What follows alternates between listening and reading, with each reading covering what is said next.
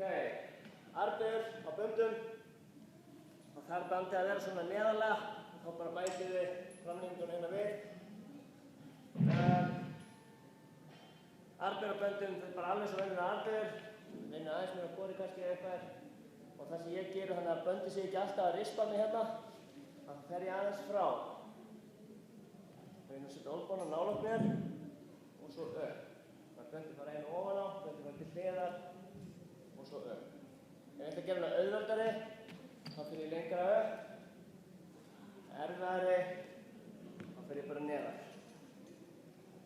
Ef ég vil bæta við þetta, þá fyrir ég sett stól hérna og gert armböðuna hérna á stólnum. Fyrir bara hérna upp á stólinn og svo hérna niður.